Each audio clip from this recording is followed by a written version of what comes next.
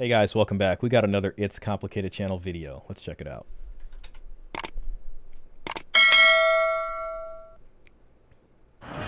Are women more valuable than men? Yes. Why? Why? Because we're better.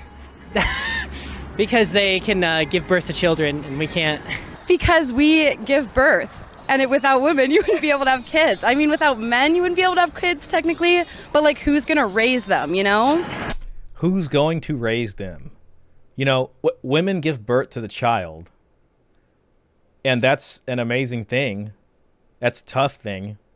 But just because you give birth to the child doesn't mean that you're better than the man, because the man still has to protect and provide and raise that vulnerable baby to become a healthy adult individual. And women often have trouble with that, doing that by themselves. I mean, we know this because children growing up in a single mother household have a much worse outcome statistically than a child growing up in a single father household.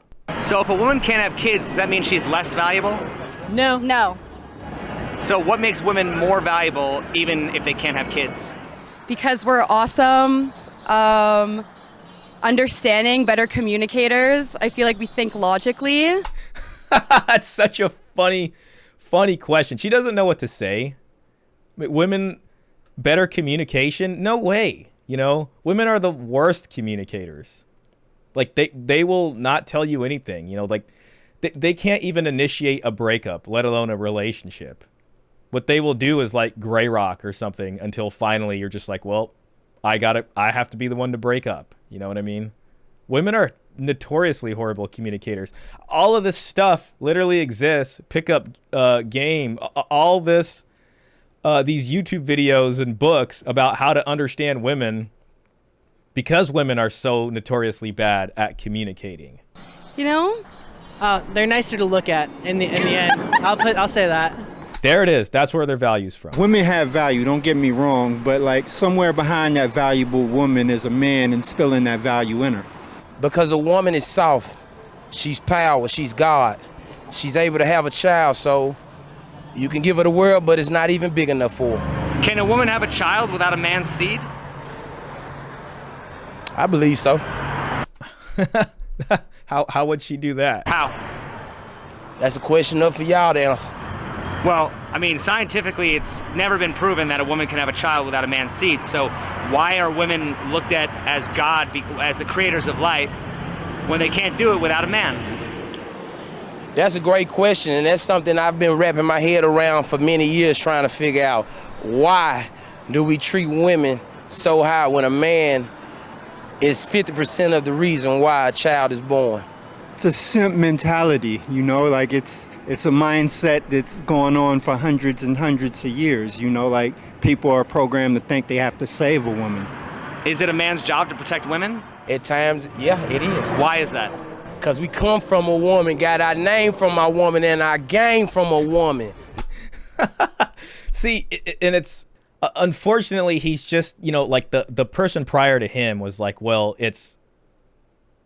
men are brought up that way to think that they're conditioned that way to believe that they need to save a woman, you know, and this guy right here is totally bought into the programming. The part that doesn't make sense is women are on their own now. They're independent. They don't need a man. I mean, they tell us all the time. So men should not have to worry about protecting or providing for a woman. It's not our problem anymore. If traditionalism is gone, and if we need both parties to uphold traditionalism and one of them is not doing it, and the man thinks that by doing it he's going to win, it's a losing game. Both parties need to do it. And women have decided to stop doing their side of the equation. Therefore, men do not need to protect and provide for women. You heard me. But women also come from men. It's just how life is, and that's how it's always going to be. Remember what I told you. It's been like this beginning of time. I feel like without women, you wouldn't really have world order, you know? Like, who causes all the wars and all the problems? It's men, right?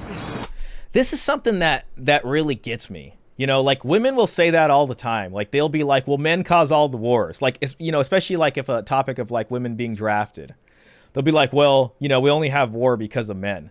But it's just absolutely not true.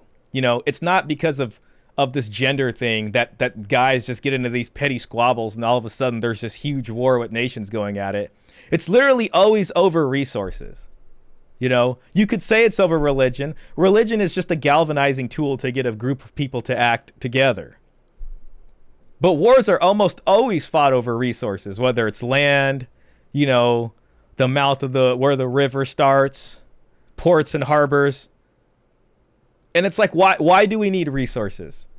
Because humans live beyond their means. Plato talked about this, you know, in his Republic.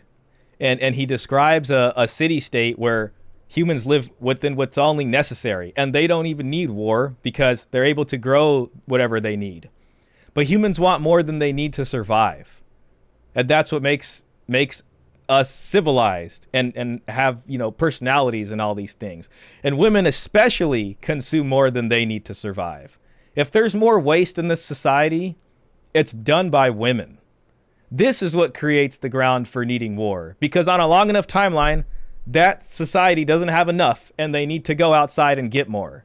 And that's where you find other people. And then that's how war happens. It's about resources. Why do we blame the male gender for causing war and violent crime when men are the biggest victims of war and violent crime? Damn. This is a great question. Why do we blame the male gender for causing war and violent crime when men are the biggest victims of war and violent crime? Because they tend to insert themselves within the violent crimes and war. The ones who fight the war get blamed, not necessarily the ones who cause the war.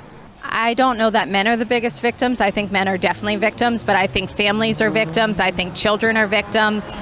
Women think they're better than men because they give birth. But it just shows how ignorant they are to what keeps a civilization functioning, which requires a military. If there was no military, we would be slaves to the next nation right now. And nobody would like that. Men die at gruesome, horrific deaths in war. I see it all the time scrolling on Reddit. You know, there goes the DJI drone dropping a grenade on some sleeping soldier or whatever it is. Men get drafted. Azerbaijan versus Armenia, you know, all these young kids getting their faces blown off. Yes, you know, childbirth can kill a woman. It can really hurt their body or change it forever. But war turns men into pink mist. Also that they can be home and protected, the women. If men were more valuable in society, why would they be the first ones sacrificed in war? Because they're not valuable. There's a concept called male disposability. We as a culture don't care about the problems that uniquely or disproportionately impact men. Male homelessness, 3/4 of men, male suicide, 80% of men, war deaths, 99.999% of men. We don't care as a culture about anything that impacts men. The best you'll hear is people talking about men's mental health, and it's always followed by so they can be productive and help the culture. That guy really gets it. That guy understands. As you know, in the homelessness issue too, a woman is way more likely to be saved from the reality of homelessness than a man is. You know, you drive past anywhere where there's homeless people, it's all men, because society is going to save the woman, but not the guy. Because like he said, people, they don't care about men the same way. Mental health, physical health, all that has been looked aside unless they're bringing something to the table, whether it be financial or whether it be security in some sort of way in the household these days. I'm not quite sure what happened and how that happened, where men and their needs are looked over. Is having a child the most selfish thing you can do, or is it the most unselfish thing you can do? Unselfish. I love that question, actually, because I used to think about this very question. And I believe that simultaneously, it's the most selfish thing you can do and the most unselfish. It's selfish because you're bringing your own genetic material into the world, because you want to propagate who you are. You want your values to continue, your genetic material. It's also unselfish because you're giving up so much of your freedom in order to pass the torch on to the next generation. And your whole life becomes, you know, about raising these kids, and you have a duty and an obligation to do that. So it's selfish and it's unselfish. A truly unselfish thing to do would be to adopt a kid. You know, go adopt a child that's in foster care right now and give it your all to raise that kid. That's unselfish. Why?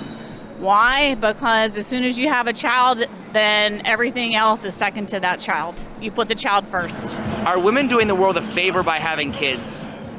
Doing the world a favor? No, I think the world's overpopulated. Do you think women are doing the world a favor by having kids? Yes. Aren't they just creating more traffic? Yeah, I guess so, yeah. We are the queens of the universe. Men have forgot that we are the queen of the universe. We are the womb. Without us, we cannot create life. This universe would not thrive without women. And men seem to forget that, and women give that power to men to forget that. You know, and he went over this early in the video. I mean, they can't get pregnant without a man. Women create life, or do women carry life? We do both. I mean, doesn't it take two people? It does. However, if you have an island with 12 men and 1 woman, you would have a thriving society. However, if you have an island with 12 men and 1 woman, then she can be pregnant only once for 9 months. Okay, so they wouldn't be remaking themselves as often. you have, 12 women and 1 man, you would only have a limited society and it would not grow on. I don't think she knows what she's saying. I mean, if you have 12 women and 1 man, you can get 12 more people made in a much faster time frame than if it's 12 men and 1 woman. From here on out, for 100 years, you would not have anything. But don't men create more life since they can get more women pregnant? No, I think she's drunk. There's something weird going on here. Because if you have 1 man and 12 women, you have a thriving society because women create the life. However, if you have one woman and 12 men, you get a lot. With 12 men and 1 woman, you get more. Dear God, imagine being married to this queen. This is just insane. If a man can impregnate multiple women a day, why do women often consider themselves to be the creators of life? Probably because we grow a child in our womb. Men are involved in the actual insemination, but to nurture a child and to have your body grow and produce that life, it means something so much larger than just inseminating an egg. But see, they're still stuck on the biology of it. Okay, so they carry the baby to term, they give birth to the baby, all amazing stuff. But now you have this vulnerable baby, and you're vulnerable too, and you need men in order to protect and provide. Otherwise, you're out in the cold, trying to get this baby fed, warm, and not picked off by predators. So that's great. You do all these things, but you're really discounting what the men do here. I don't know if this is the answer you're looking for, but this is why male birth control needs to be a thing. Why are my hormones being messed up when I can only have 1 baby? And literally, like you said, men can impregnate so many women. Yet the women still make the decision to allow them to impregnate them. That's taking away accountability from the women. Women pride themselves on being able to repopulate a society. Why are women often the ones pushing for monogamy? Because we want to feel special. Monogamy is something that only benefits a woman. It's not something that actually makes sense. It's just an idea that makes them feel good in their own head. Monogamy is supposed to ensure that the man spends his resource provisioning on her and her child, which is, our child at that point. And, it's also supposed to ensure that that child is actually genetically the man's. I mean, it's supposed to have a purpose there. Can you name some controversial women's issues? Abortion rights, equal pay. Like abortion rights, women's rights, equal pay, equal opportunity. Male privilege is a very real thing. We still see pay gaps. We still see, we can't walk home from the bars at night. The pay gap myth has largely been obliterated. It's largely due because women choose jobs that make less money. They typically work less hours. They take more vacation days. And men are going to major in things that get them more money. They're going to work tougher jobs, which tend to pay more. and what she's saying about the bar, I mean, listen, men have to think twice when they walk home from the bar at night. We're not living in this magical world where I get to walk home from the bar at 2 a.m. and not get worried about getting jumped. How can 1 minute feminists claim they can't walk down the street at night by herself, but the next minute claim that they can fight in wars as good as men do? Damn. That's such a good question. I love that. I wish you would have asked the women right before this. Whoa. I mostly feel comfortable walking down the street by myself in most situations, not all. But I've also never been to war, so. I know there's things you can protect yourself nowadays, but if you swear you can't walk down the street by yourself, then don't even talk about fighting in the war, because you'll get your head blown off real fast. Yeah, I mean, and it's due to ignorance of what war is and why it's necessary. You know, and it's not factored into their views and perspective. So they think men are taking advantage of them, but they don't even have an understanding of what that's like, you know, or what is sacrificed there, because it's not something they've traditionally had to be concerned about. Every guy right now that signed up for the selective service can get called, you know, and potentially turn into pink mist by these drones. But that's a part of equality that women aren't fighting for, you know. And the whole I can't walk home from a bar thing, it's like, listen, I can't walk home in a dangerous neighborhood, you know, wearing a nice watch. Like, yeah, it would be nice if I could, but the only way that's going to happen is if we got a lot of men and maybe some women that are able to police everything all the time, which unfortunately is not feasible. I feel like the war with women on women, I feel like if we really want to get to a better place with feminism, then we need to bring each other up and not see each other as competition. Can you name any men's issues? Treating women right. See, it's just it centers back on them. She can't name a single man's issue. Oh my God, suicide for men. God bless this woman. At least she can name one. I'm proud of her. Really, no one actually understands how bad that is. Everybody make it seem like it's only female and kids, but I feel like men, their race is worse than women.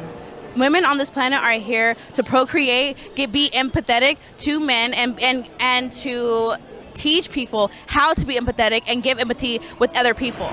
Should society be concerned with the growing epidemic of male loneliness? Probably. I mean, it's definitely a concern along with, the million other concerns. But yes, male loneliness is a problem. I think men have to worry about that, but us as women, that's not our problem right now, and we're definitely being a lot more self-sufficient.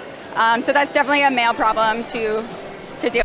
You know, I can't even be mad at her. It's a male problem to deal with. The problem is guys are just so busy watching Andrew Tate for the self-improvement game to get the Bugatti to try to get these ladies that don't care about them, instead of banding together, you know, forming a political faction that can have the political will to change some of these laws that are more in their favor. Men handle loneliness very different than how women handle loneliness. And I feel like the way men handle it could be dangerous to themselves and others. I wonder about that, because it's typically most women you see cannot handle being alone.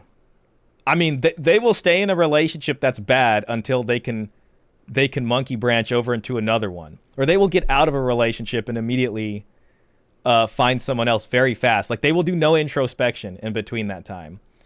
Men handle loneliness differently, because typically we go through a breakup, we're going to be heartbroken. It's going to be a long time till we find somebody else. I mean, let's just be honest, especially for most normal men, especially the men that are in this category, or they've never found anybody. So men deal with loneliness because we've actually had to be lonely in the truest sense of the word. A woman is not lonely. She's just more like a vampire, where she's just I'm not going to have any personal discovery. I'm just going to find another host to parasite off of. You know, one day they might decide to end it all, and now everybody's sad and depressed. When that man was asking for help, nobody cared. Can men be improved by shaming them? No. I don't think you can improve anyone by shaming them. So we can't improve women by shaming them either, right? No. Understand. See, I really like that point he brought up there. It's this goes into the self-improvement kick, right? Nobody's asking to let's all work together to change the laws. It's, hey, you need to become a high-value man. And if you're not, these same people are shaming you. You know, Andrew Tate's going to shame you. And when you shame somebody, it just closes them off to you. That's not going to help. Tough love to some extent, but shaming is not going to help. Shaming a woman for being a slut is not going to make her less of a slut. She's not going to suddenly become like, hey, man, maybe they're right. You know, the whatever podcast and Fresh and Fit, and when they ask about my body count, like, oh, wow, yeah, I'm ashamed. No, it makes them dig deeper into what they're doing in order to, they get into ego protection mode. And same thing with the men. The men get into ego protection mode. Or it pushes you in the other direction where you're more likely to self-delete or do self-harm because you just feel horribly about yourself. Ending in communication is the only thing that's going to improve all of us. If women won't change for men, why do we keep expecting men to step up and change for women? I'm not sure, but I do know when women walk around with fake lips, fake nails, fake boobs, fake hair, fake tan, and they want a real man, that throws me all the way off. I don't know if it's That was beautiful. much of a change. I think it's just like demanding to be treated equally. Women have equal rights. We're there. You know, it's not about being demanded. A woman will go after the high value guy, not get commitment, and then they will get mad at the guy lower on the pyramid who barely has a chance with women, and they'll be like, you're not treating me equally. You know, like that abuse just gets transferred. It has nothing to do, like in the eyes of the government. In fact, they're treated more than equal because they get to have their cake and eat it too. They don't have to go to war. If men are more valued in society, why would they be the first ones sacrificed in war? Damn, that's a great question. I guess just because the females feel like we're more, that's a masculine job, a masculine duty. If being a masculine man means accepting the burden of others, why would anyone want to be a man by that definition? It shows selflessness and humility and the willingness to accept somebody else. And for what? It's like the whole underwriting here is that if women don't do their duty, they don't hold up their end of the bargain. Men have no choice but to abandon their duty also. The tradcons, you know, Matt Walsh will tell you, do your duty. They want you to do your duty. Go into the tradcon narrative, whatever it is, you know, live by the traditional ideals, which used to work. But the problem is they're asking you to do something that literally enables the toxicity of the other side. It's like, hey, continue making as much money as you can and then financing the people who aren't holding up their end of the bargain in order to make the problem even worse for yourself. If being masculine is a natural process, why are men often shamed to be sculpted that way? I think that... Be a real man. You know, a real man wouldn't complain. I mean, we have all these societal sayings and things that act as whips to get you, you know, back into line, back into being productive so someone else can live off of your labors, so that you can be eaten by the system and led there like a lamb to the slaughter in the child support court, in the family law court, for someone who's ungrateful, for someone who just used you. There's nothing more dangerous than men who stop caring about contributing to society. And men should stop, because what you were promised as a man is no longer being delivered upon.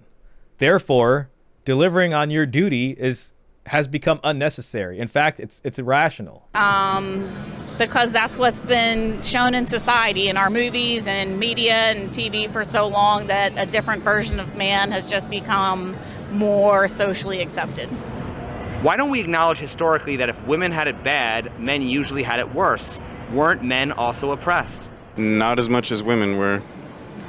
Well, how were women more oppressed than men? I mean, back then women had no rights, really. They couldn't vote, they couldn't go to work, stuff like that. And stuff like, you know, stuff like in the Middle East, you know, certain things women can't do over there as well. Didn't men have harsher tasks placed upon them? Weren't men sacrificed under more hazardous conditions? I would say yes and no, but those are the things we were willing to do on our own. No one forced us to do it. See, and that's what it's about. It's about rights and responsibilities. Women have rights which is great. But what they're missing now is also the responsibilities that come with that in terms about what your duty is to society. And that should alleviate some of the responsibilities that men provide to society. However, they're not doing that. Okay, you don't want to live traditionally, that's fine. But then you still need to accept responsibilities and duties with your newfound rights. He says, well, men were willing to do that. Okay, well, then just stop being willing to do that, I guess. So men weren't forced to be drafted or work in the coal mines or... Oh, beautiful, beautiful. All right, well, that's a different thing, yeah. That is not a different thing. This is exactly on target to what we're speaking about. I mean, right now, if there's a war and there's a need, we'll get drafted. That's being forced into serving these people who do not respect you. Well, I would say we were forced to be drafted and work in coal mines. I mean, so then why don't we ever talk about the oppression of men as opposed to the oppression of women? Men had that shit terrible. We was all these wars that happened back then. We was fighting that. Not saying it's like y'all couldn't, but y'all wasn't. The way the women are going to shimmy out of this is by saying, well, men caused the wars, which is funny because that's an indirect way of a woman saying, listen, at the first sign of trouble, we are all going to just fall like a house of cards. We will just comply and submit is essentially what when they say men cause all the wars, like they're going to sit there and try to rely on their communication abilities if there were no men to fight it and defend the homeland, right? Which means that they will communicate their way into submission anyways. That's the communication that's going to happen. They're admitting that they can't hold down the fort. Because I usually think for us as men, our views, our feelings don't matter according to society standards and stuff like that. Isn't that something that we should change? That is something we should change, actually. And it's men sacrifice their feelings and emotions in order to keep the household running. We know if a man cries in front of his girlfriend or wife, that's it. The sexual attraction's gone. He can't do that. We know he can't do that. That's something men have been bred to keep under the wraps in order to keep a strong face for the family, to be that rock that holds it together. Men can't be emotional, not in war. And the only time if a man is emotional, it can only work with his brothers, with your tribe's men. Maybe that's when you guys talk about it and let some of that stuff out. But hey, with feminism, I mean, if they're going to be fighting part of the wars and they're going to be contributing to the economy and doing all this stuff, then I get to relax, right? I mean, isn't that great? I don't have to worry about paying as much. I mean, I get to work half as much and I can just, explore all these great new avenues and being sensitive. But the problem is that no women are willing to take that deal, even though that's what they asked for. If women don't need men, why don't they build a female-only civilization on an island or a female-only Fortune 500 company and show the world how it's done? That's a really good idea. That should happen. I don't know why it hasn't. I mean, they could start a GoFundMe page, right? Yeah. I mean, if you can, why not? What do women need men for? Not a lot. No, nothing. See, she's not even aware of what men do for her on a day-to-day basis. That's how insulated our society has got from danger. We've gotten it figured out that much that people don't even remember war. It's something that happens just so far away in these other barbaric places. It would never happen here. But someday it will, because this gravy train cannot go on forever. And when it does, they will remember. We need men to live. I wouldn't lie to you. We need men to live. To guide us on just a little bit. What do women need men for? Just for the few steps that they don't know, what to do, because I feel like men know more than women's, maybe smart-wise, book-wise, street-wise. So just having a man there for an extra step. Could it be for accountability and disposability? Maybe accountability, maybe to take on when they're wrong and when they're right. But aren't men the disposable gender when it comes to war? You're right, but I just feel as though that them there would let the women know. Do you think that women were protected throughout history as privilege or were they protected as society's investment, as if they were all baby factories? I think they were protected as investments due to the men really knowing the value of them. But once they stepped out into the workforce, whether it be sex or stripping or exploiting themselves and making an independent living on that, I think the value really just disappeared on all senses of the word of what a woman should be. And he's right. You know, it's the change of technology that has put all this on its head. You know, birth control, for instance. You know, a woman used to be a lot more vulnerable. If she gets pregnant or something like that and there's no one there to take care of her and help her with the baby especially, that could be a really bad situation. And more recently, changes in technology have helped open new vistas for women. And I, you know, that's why I acknowledge, like, we cannot go back to traditionalism. Because at this point, traditionalism and its ideals do not help men in adapting to this change. Women have fundamentally changed because of technologies. And therefore, men have to also. It's unfortunately the only other thing. Or we really have to reinvent these institutions legally to make them more palatable for us. Like, it needs to be more palatable for men to want to get married, for women to want to get married. And since the game has changed so much, we're not playing by the same rules, unfortunately. You know, we need new rules now. A lot of the issues that I bring up on my channel are often met with responses like, it goes both ways. Yeah. If it does go both ways, why do women dominate the mainstream media when they talk about women's issues while men's issues are forced to remain online?